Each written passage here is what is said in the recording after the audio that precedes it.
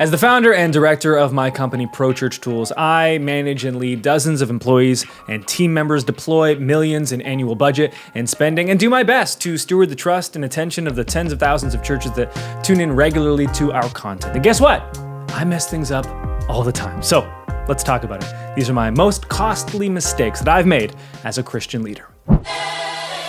Well, hey there, and welcome to the Pro Church Tools Show. We're here to help you and your church navigate the biggest communication shift in 500 years. I'm Brady Shearer, your host. I'm joined as always by my co-host. He's the big buck hunting bishop, Alexander Mills. Hello. We welcome you to subscribe to the Pro Church Tools Show wherever you get your podcasts and watch full-length episodes, including this one on YouTube. Not just the big buck hunting bishop, but also my brother wearing brown today. 'Tis the season. I was talking with my nail tech yesterday, like you do. Sorry. What do you want me to say? My manicurist? Yeah, I don't know what I expect you to say. My nail tech. Yeah. And I asked her, I was like, how do you feel about the color brown? And she was like, yeah, like I've really started to embrace it, because she said that she got some Doc Martens that were brown leather. And I was like, I think we all grew up afraid of the color brown because our parents were afraid of the 70s. Right. Like the 70s were so brown that the 90s and 80s were this massive correction. We're like, we're going to need 20 years where we don't even touch the color brown. And now we're like, wait a minute, guys, brown is cool. The 20s have been pretty brown. Yeah. Like there's that phrase, beige baby, for like moms who dress their toddlers in just like brown earth tones. They're called beige babies. Okay. Do you intend on having a beige baby? I mean, our firstborn was a beige baby for like 3.5 weeks. And then you just realize that he just wants to wear Star Wars shirts or like dinosaur shirts. And so you try to resist that as much as you can. But a dino dog. Actually, this morning, this is so funny. This morning, I put him in a beige sweatsuit, like matching waffle sweatsuit. He looked so cute, so cozy. And I found him in his room while I'm trying to get him out the door to daycare because I'm trying to get to work. And he has taken his shirt off. He's holding this blue Vans shirt. He's like, no, I want to wear this one. And so I tried to argue with him once, and I'm like, this is not a fight I'm prepared to have right now. So I said, fine, you can wear the Vans shirt. And then he starts taking his pants off. I'm like, buddy, what are you doing? And he's like, well, I can't wear these pants because it's a matching sweatsuit. Like, it goes with the shirt I just took off. And I tried to tell him, I'm like, no, it still matches. He's like, no. So we had to put on some black jeans. So I tried to go for the beige baby look for him today. Failed attempt, but I mean, I'm a beige baby.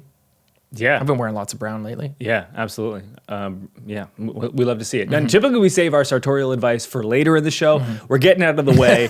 Costly mistakes I made as a Christian leader. One of them will not wearing be enough brown. That was the costly mistake of the generation that preceded us.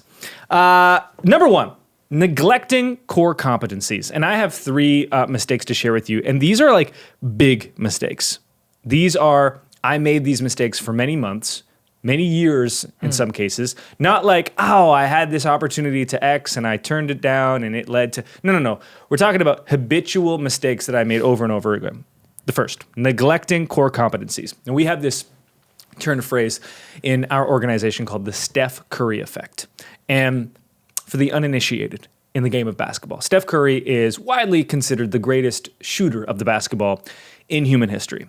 Now, Steph Curry's dad, Del Curry, also played in the NBA. You're a beige baby. Steph's a Nepo baby. And that doesn't really apply to basketball, I suppose. But so I remember Del Curry, his dad, played for the Toronto Raptors. And I would go to games as a kid, and there would be little Steph Curry, my age, out on the court, chucking the ball from 3-point range, grown-up NBA range, just sinking shots as like an 8-year-old. So... it runs in the blood. He was gifted this by God. Steph Curry, though, relative to basketball players, is quite small.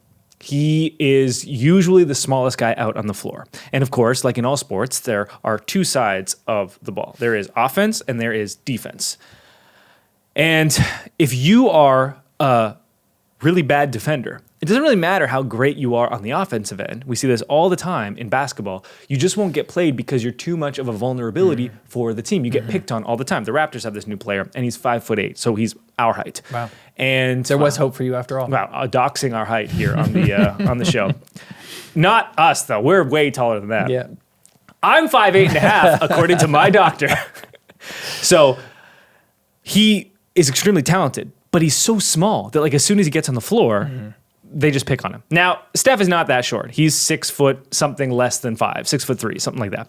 But he's very, very scrawny. And so what Steph has done is he has worked on achieving what we call core competency on defense, where he's never going to be that great at defense. He's going to be average at best. But so long as that weakness or non-strength of his doesn't take away from what makes him great, that's okay. And this was a mistake that I made for the longest time because I was a big proponent of like double down on your strengths. Like this is what we're good at as a company. This is what I'm good at individually. This is what I excel at professionally. We're just going to keep going at that and going at that and going at that. And it took me the longest time to realize that I was neglecting some core competencies in areas that I was weak at. And I didn't have to ever be good at those things. But so long as I could achieve competency there, it would actually complement and enhance my strengths, not take away from it. Because that's what I was always worried about. Like if I'm spending too much time on my weaknesses, I should be doubling down on my strengths. One example of this was small talk and pleasantries. I have this distaste for niceties. Okay. And so I can come off like a bit cold when we first meet because I'm like, yeah, like, you know, we're just kind of like putting on, this doesn't feel real. And I realized that, hey, you know, like being a jerk, it's just not aligned with what you want to achieve in life. And I didn't think of it that way. I was like, no, I'm just being my most authentic self. Like, I don't want to be fake. And I realized, no, that's a weakness that like is actually hindering you because you're not making a good first impression. And if you could just find a way to be pleasant with people and still be authentic, don't do it in a way that is incongruent with your personality and who you really are, achieve core competency there, and then, you know, be good at other things. One more example of this is endurance. So I used to have like what I called this creative window in the morning. And it was like 5 to 8 a.m. And then I was basically creatively useless for the rest of the day. And what I realized was like, I was like this sprinter that just had no endurance in like creativity. And the reason was I was, you know, eating too much junk food, not getting enough sleep, not walking enough, and not recovering from my workouts. But I was like, no, I'm getting lots of protein, I'm working out, like I'm doing great. But I was actually not in good recovery whatsoever. And so then I wasn't able to do what I do best for long periods of time. And so suddenly my output was stunted artificially because I had this core competence. It's like, hey, you need to recover from all these other things. The paradox is because I wasn't recovering, I thought I was giving it my all. Like I'm leaving the tank empty. I have nothing left to give. And then you have like prolonged several months in a row. And this is the problem with like anything health or fitness related. Like you can't do a short test. You can't do a 21 test. It has to be 3 months or more. You eat well, you recover well, you prioritize sleep, you go on boring walks every day. And suddenly you're like, oh, my tank is not depleting at the normal time. It's extending longer and longer and longer. I'm not coming home and crashing. Now I'm able to be with my family and be a good dad. Core competency. Where did this first come up for you? Like, where did you first recognize in your own life, like, oh, I've been investing too much concentrated energy into my area of strength and not, cultivating core competency in areas where I'm not as strong? It was my business partners. We were having one of our annual summits, and they were like, hey, why don't we try this new thing? And I was like, well, we don't do that. And they're like, well, at our old company, we did. And I was like, well, this is your new company. And they're like, well, it worked for us. And I was like, but you're here now. And what they helped me realize was that, okay, just because we try something doesn't mean it has to detract. Because I've always pictured it as like, okay, we have limited resources and churches will resonate with this. And there's something true here, which is what makes it such a challenging thing. And why these mistakes are made is because they're not like completely like obvious errors. They're little nuanced differences that you could explain away in a rational manner that would be completely understandable to you and your business partners and anyone. They're like, we can try these things and it won't detract from what makes us who we are already. And once I understood that, I was able to come up with the Steph Curry analogy. You know, all I needed was a little sports analogy because, I'm actually not that smart. And that was what helped click for me. They're like, hey, we can do these things. keep doing these things. And that will actually, again, enhance what we do best. Because right now, it's taking away from it. And that really is the crux of it. Core competency just means you hit the point where your weakness is no longer a detraction from your strength. I don't think it's a coincidence that this first came up for you in the context of like teamwork, because like when you think about Steph Curry, if he's not competent in his defense, as when he's got the ball in his hand and he's in the offensive court, that would not come up. He's not a liability there, but it's when the ball is in the hands of the other team and he is now working as a defensive unit with a team where that liability comes up. When I was thinking about core competency for me and where that has come up in my life, I thought about my career as a speed swimmer. So I used to be a speed swimmer, and I coached speed swimming in another life.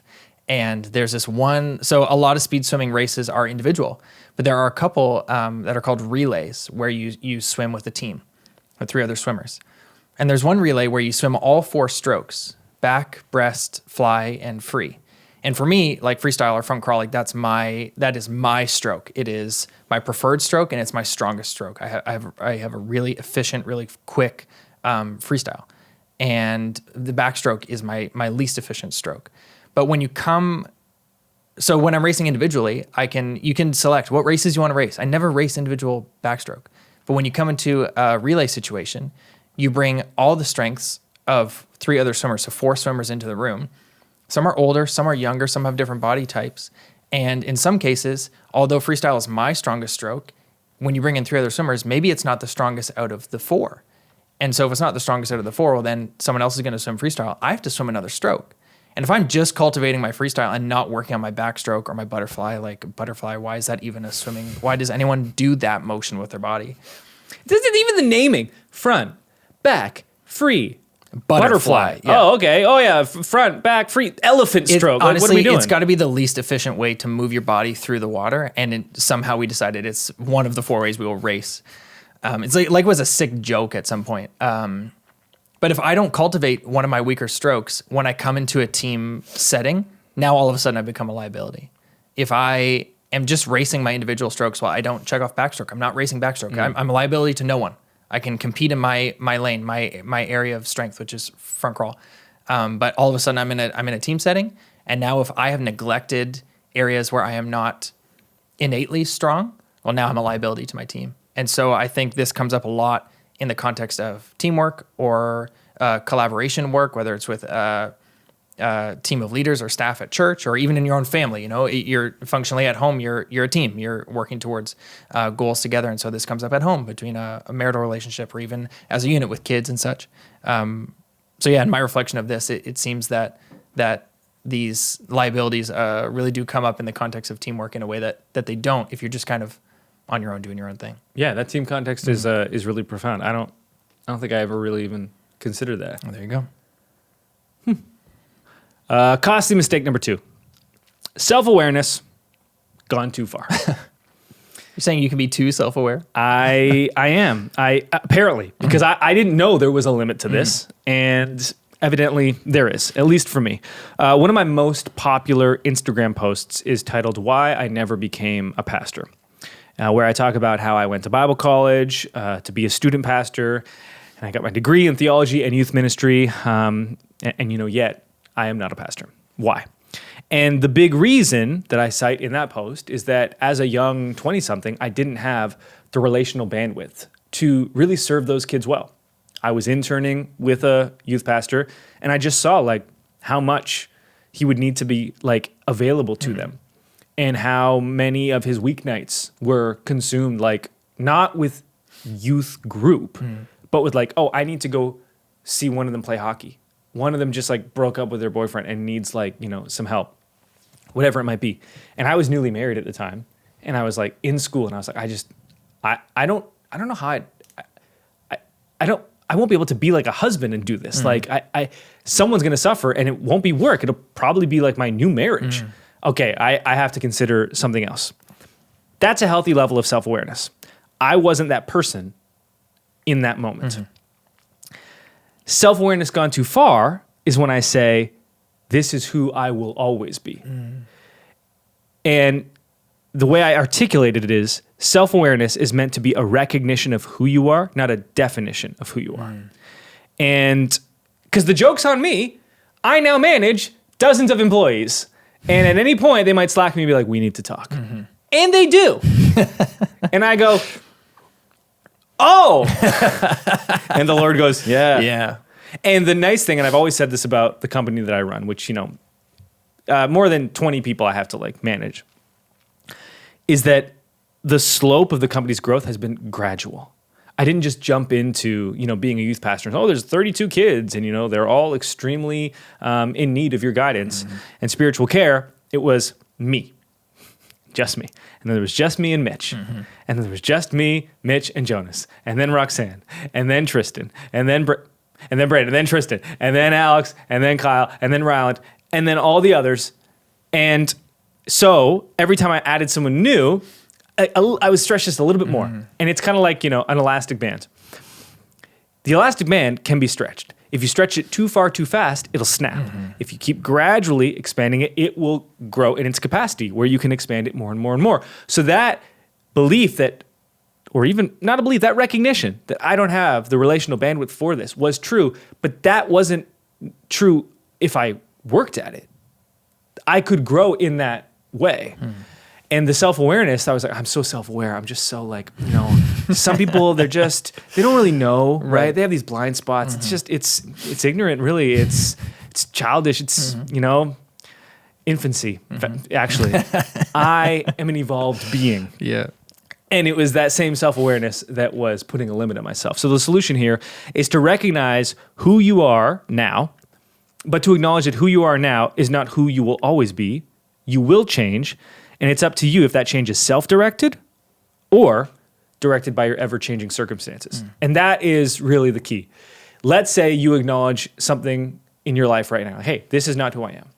And really all I'm asking here for everyone listening and watching is to be open to the fact that one day you might think differently, you might live differently, you might be a different person. Here's a great example of this. The Holy Hunter, big buck hunting bishop, 3 years ago was like, Brady, I'm gonna shoot deer with an arrow. And I was like, what? This is even more surprising than when you told me you were a competitive speed swimmer in another life. And I was like, dude, like, why would you hunt? Like, gross. And I was like, I don't understand this hunting thing, man. Like, killing animals. Like, yeah, I know I eat meat, but like, I don't want to see that. That's gross. Whatever, man, do you? And then earlier this year, I'm reading this book and joke's on me again. It's by a hunter. Yeah. And at the end of the book, I'm like, wow, hunting is cool. Yeah. And I was saying this to Alex the other day. I was like, I was having this like talk with my business partner. And one day he was like, hey man, what about this great idea? And I was like, I had that idea. And he's like, well, I read a book and it was in there and now I believe it. I was like, well, why didn't you just believe me? And he's like, I don't know, man. I needed to hear it in the book. Yeah. And I was like, it's true of all of us. Like I'm listening to this book about hunting. And I was like, wow, hunting is great. I could totally see myself doing this. And then my best friend's like, yeah, but I was already doing this. And I was like, yeah, but that was different. Yeah. And I was listening to a finance book that was like this. And it said, what you want and need financially in 10 years is unknowable right now. He's like, let's say you're a 25-year-old. And right now you're like, oh yeah, I just want fast cars. It's like when you're 35, you might be like, I really just want a good home. And when you're 45, you might be like, I really should be planning for retirement. And when you're 55, you might be like, I really want to travel. And it will change for different people. And it might follow like that like cliche trajectory, or it might be completely different. But the point is, what you want right now is almost certainly different or not the full picture of what you'll want and need in 10 years. So you need to behave now as if you don't know what's upcoming. And this requires this really different view of self-awareness in this context, because you need to identify the things in you that are true. You need to be able to examine yourself and acknowledge, this is who I am. This is what I'm good at. This is what I'm weak at. And then also acknowledge that it is fluid, ever-changing. If you can do that, you are now in control. You're directing everything, all these moving pieces, because all these moving pieces are there. I think the problem was I was like, there are no moving pieces. I am a constant. No, there are all these moving pieces. And if you're not aware of that, you don't get to direct those pieces. They're going to direct themselves. And then one day you'll wake up and you'll be like, oh my goodness, what happened? Well, isn't that kind of meta in the way that we're talking about 3 leadership mistakes that you can only see in hindsight, but you have since acknowledged and now learned from? And so now we can talk about them and say, like, I was making this mistake and now I'm not. I was 25 once doing this thing and now I'm 32 and I'm not.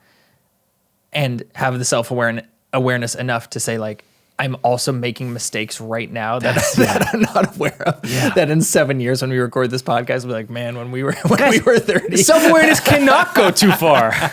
It's impossible. Yeah. I mean, like, as a pastor, I can recognize how it can be challenging to hold this intention, because when folks look to you as a voice of spiritual authority, it can be a hard thing to stand up there at the pulpit and acknowledge that, like, I don't know what I don't know, or like, today I believe this, but it's possible that tomorrow I may not. And that's an uneasy thing to say if you don't take a moment to like, I don't know, analyze it. But I can't get up there and pretend that, so I'm 30, I've been preaching for 10 years. I can't get up there and pretend that, like, I believe everything that I believed when I was 20. And so if it's okay for me to have changed over the last 10 years, then it's surely okay for me to stand up there today and acknowledge that, like, I believe this today, but I'm open to evolving over the next 5 or 10 years. And that's, I mean, thank God for the guiding story of Jesus and, like, the message of grace, which is, like, we're in constant progression of moving from glory to glory, and it's all grace. And so in all the ways that we have made mistakes, or even in the ways that you and I are in error right now that we can't see, you know? The ways we're living in sin unknowingly. Yeah, it's like it's all grace, and we grow one day at a time, and it takes a real measure of mindfulness and humility, of course, to be self-aware, to try and look at your own life from an objective perspective. That requires having, like, asking things of people, asking questions and having conversations with people and saying, like, hey, do you see something in me right now that, like, I can't see? And having the courage to, like, listen to them and believe them if they say, like, hey, you know, I'm seeing A, B, or C, and that needs to be reformed or whatever. But yeah, who knows? Maybe in 10 years we'll revisit this and say that there is no limit to self-awareness.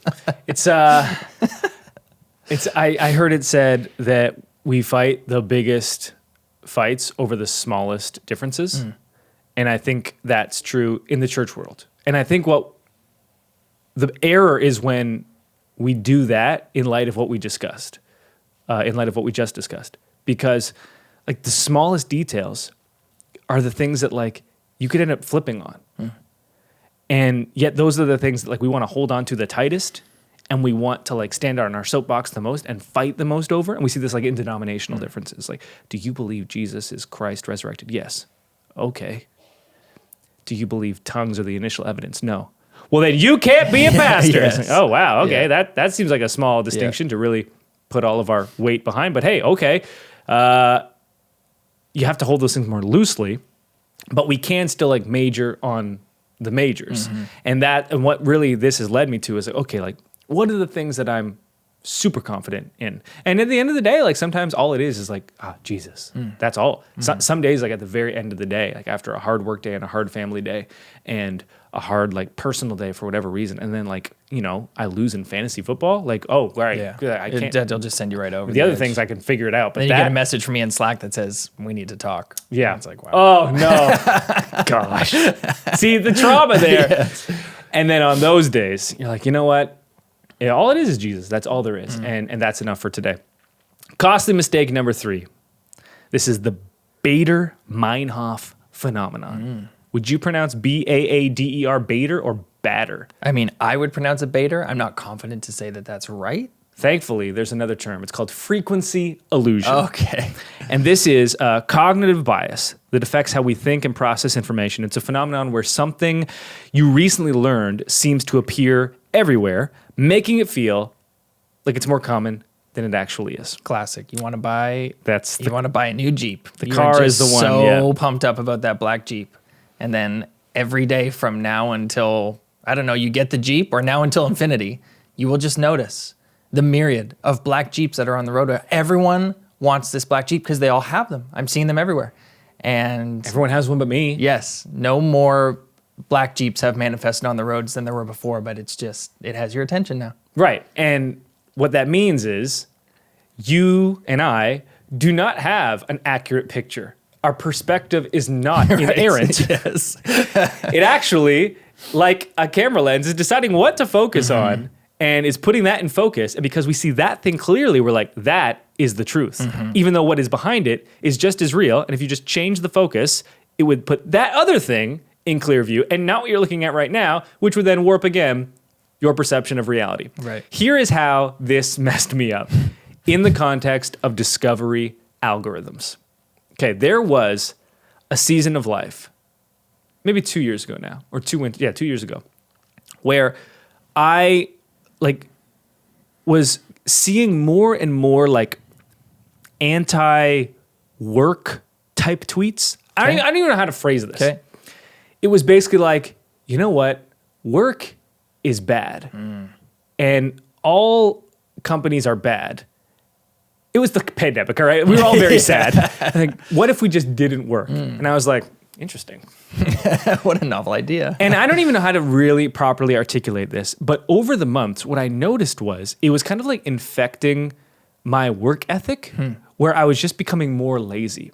So I'm not even trying to say that like that specific vein of politics is something I disagree with or agree with. I don't even think that's what's important. What matters is how it was impacting me. And I was like, oh, okay. I need to go in and make some changes. And I did. And I stopped like, seeing those tweets. And then I was like, work is good. And this is like what I came to realize with discovery algorithms. You will see something again and again because you watch it, which will then make you think that it's more common in real life than it actually is. Here's a better example. This past summer, there was like this person that jumped in a still pool of water example. and then got like a brain amoeba and died. And everyone on TikTok saw this video because it was scary. And so TikTok was like, people hate scary things, but they'll watch them. We're going to show it to them. And then we were all like, oh my goodness, you can't jump in water. There's brain amoeba and you will die. And it took a couple doctors getting on there and be like, no, there was actually like 15 different variables that would have had to contribute to this.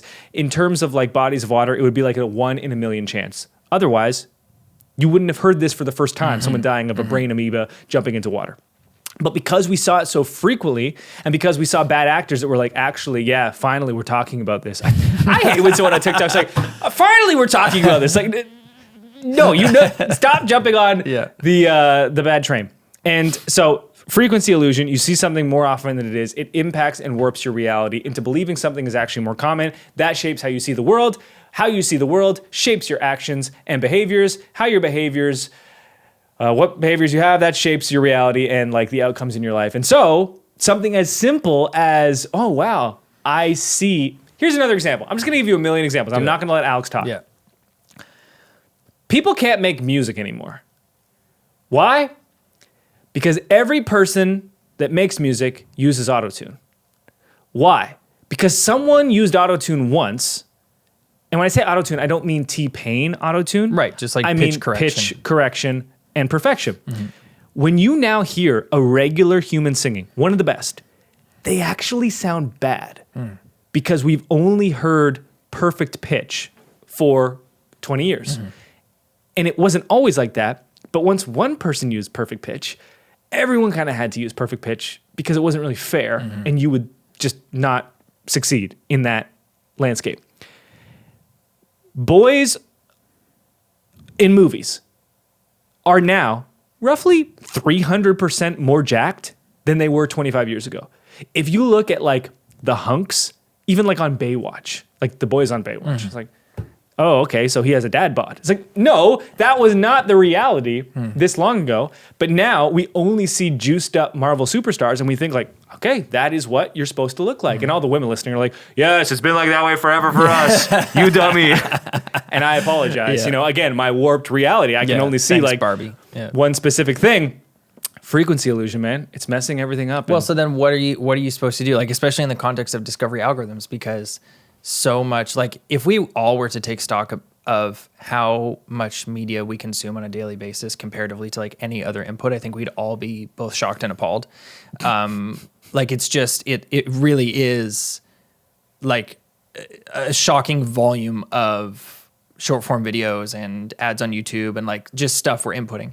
And so I guess that's the question is like in a world where most of the media we consume on social media at least is being served to us by an algorithm that is designed to leverage this very thing. Like, oh, you watched a video about a brain amoeba? Well, the next one's going to be about that. And then the third one's going to be about that. And the seventh one's going to be about that. In a world where we're being served media in like this unnatural way, how do we combat like this phenomenon of like this frequency illusion that convinces us that things, whether they are things to be afraid of or things to be concerned of or whatever, are more common than they actually are? Like, how do we push back against that? Yeah. So what I have done is I have just implemented a heightened level of skepticism anytime I see something new. There's just like an extra sniff test that I'm just like, I'm not going to accept this just because it seems on the surface accurate. Yes, it's polished. Yes, it seems to be well cited. Yes, it seems to be true. But I'm just going to hold that belief, this new information that I've received, a little bit less tightly because I've had it enough times where I have been like duped by something. And in the world of deep fakes and AI and everything that we're about to kind of go through the next 5 years, this is going to become that much more important. So just kind of that healthy level of like baseline skepticism, which isn't how I would prefer to live, but I think is a necessary adaptation in the media climate that we exist in. The second thing is to have trusted sources of information that you basically fact check against the new sources of information that you've heard, which is, you know, really ironic because before the internet existed and the gatekeepers were removed and silly boys like you and I could jump on a podcast and just chat and people would listen and be like, wow, they have good lighting. They must know what they're talking about. You would have trusted sources of information that had rules of journalism that had to be abided by. Right. Like, oh, if the, you know, news outlet in the local area publishes this, then it was by a credible journalist and they had to go through certain things. You know, in the most simplest version of this, I'll use another sports analogy. In sports, you have these people that break the news on transactions. So they're like, Kevin Durant is changing teams once again. What they also have is, because there are no gatekeepers, a bunch of copycats who are like, sources tell me Kevin Durant's changing teams again. And they'll always have that information first. Why? Because they don't follow the same protocol that the big ones that work for ESPN have to. So for instance, it's common within ESPN or these types of outlets to be like, you can't run a story unless you've had 2 or 3 different independent sources claim the same thing. So you would need to have the player himself, someone close to him, a trusted source, say something, and the team also say the same thing before you can go to the news with it. Right, but some guy on Twitter doesn't need any of those checks and balances. Oh, I heard from Dame's camp that the Heat deal is done. He's definitely going there. Whereas, you know, Woj or Shams wouldn't go with that until they had more. Kind of the same thing here, where we've now come to the point where the gatekeepers were removed, which is great. Anyone could publish. Maybe some of the downfall of that is that anyone can publish. And so it can be done where you can be duped and you can have misinformation rise to the point where it's untrustworthy. I also recognize that some people are like, yeah, but like, what about when the New York Times did this? What about when this news outlet did this? Like, they're not 100% trustworthy either. And it's not about anyone being inerrant. It's about just higher standards being upheld in, you know, these bigger outlets than in independent media. And I think both can serve their place, but I'm just going to have a little bit of healthy skepticism. I'm then going to identify trusted sources of information and cross-reference it. And then the final piece of the puzzle is not centering myself in the narrative. And this is because clearly I am fallible. I am errant. Okay? I am putting myself in the center of my worldview, which is not something any human on earth is doing except me. And you're doing the same thing for you. And no one else is doing it but you. At the center of Alex's worldview is Alex. And him and I have to actively work to push ourselves out of the center, and in individual instances, put other people there. In a global instance, put Jesus there, because our perception is flawed. our perception is fallible. And so we have to put in the best one that we have. Of course, our perception of Jesus is flawed, and our perception of Jesus is fallible, and our interpretation of Scripture is imperfect. And so there is no perfect solution, but if we have this combination of new information with some healthy skepticism, cross-referenced with some trusted sources of information, working to not center myself and to put Jesus in the center at all times, okay, I'll probably now misstep less frequently. We talk a lot about digital hygiene on the show and at this company, and just how to navigate the online world in a way that promotes health in our own personal lives and the lives of those who are under our influence. And I think that's what this is all about, because what you're describing, having that initial bit of a healthy skepticism, and then working to citing and ingesting trusted sources of information, whether news sources or NBA reporters or whatever, that takes real mindfulness, and in some cases it takes a lot of work. It's a lot easier just to get on Twitter and open the faucet and just ingest everything that's coming down, so it takes a lot of work to not be emotionally reactive and instead employ some skepticism. And it also takes work to mine out what a trusted news source looks like, what a trusted source of information looks like. That's what I love so much about Twitter, and we've talked about this when Twitter was acquired and seemed to be imploding and Threads was on the scene. One thing about the thought of losing Twitter that was so troublesome to me was I have curated a really good list, in my estimation, of sources of information on my Twitter feed. And now they've introduced the For You feed, and it's a bit of my curation, but mostly just strangers who are posting about stuff that I'm interested in, but people I don't know, so I don't trust them. So the thing that's going on in Israel and Gaza and Palestine right now is a perfect example. Rebecca, I've mentioned, is kind of unplugged from popular culture online, but she's aware of what's going on. So she asked me the other day, she's like, "Can you help me out here?" And I'm like, "Well, I can try." But on Twitter, the information and the volume of sources and unreliability of those sources is so much that I have actually not been able to form my own opinion about what I believe is what's happening, because I just don't know who to believe. And so I've said to Rebecca, I can tell you what I perceive to be happening, but I cannot speak to this with any authority, because I can't discern what is true and what is not, what is right and what is wrong. And that takes a lot of, and I'm not trying to give myself credit, but I'm just saying that takes a lot of work and a measure of humility to be able to do that. Because the other option is for me to react to what I'm seeing online and say, well, I saw someone say this about what Israel did, or I saw someone say this about what Hamas did. Can you believe this? And just regurgitate that and react in that way because it's striking a chord emotionally. But that's not mindful. That's not slow or patient or thoughtful in any way. So what we're saying here, and I think to answer that question, how do we do this? Unfortunately, it requires work. It requires patience and thoughtfulness and mindfulness, which those are scarce commodities nowadays. But I think that's what it requires to push back against these invisible algorithms that are banking on us reacting totally differently to the media that they're serving to us. Well, and the more that these algorithms are around, the more that we become familiar with them, the more that we can use them for our advantage. To go back to kind of that sports analogy, you usually have two parties. You have the team and you have the player in these negotiations. And then you have these journalists that are basically telling the world what's happening. And typically the journalist will either have a good relationship with the player or the team, right, but not both. And different journalists will have different relationships. And so what the NBA sports world has come to terms with is they now are filtering what a journalist will say with the understanding that they have a relationship with the team and not the player. And so they might have the incentive to shape this favorably towards the team, which it's not untrue per se, but it's shaped in a certain way. And so we've seen this, weeks ago now with the Israel and Palestine conflict, where it's hey, this bad thing happened. Well, who said? Well, Israel said. But the other side says this happened. And can we trust the footage? Is it doctored?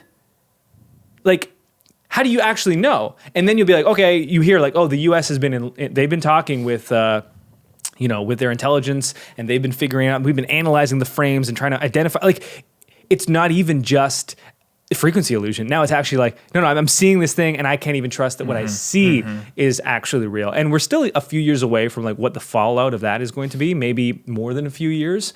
I am very curious to see how it goes. Yeah.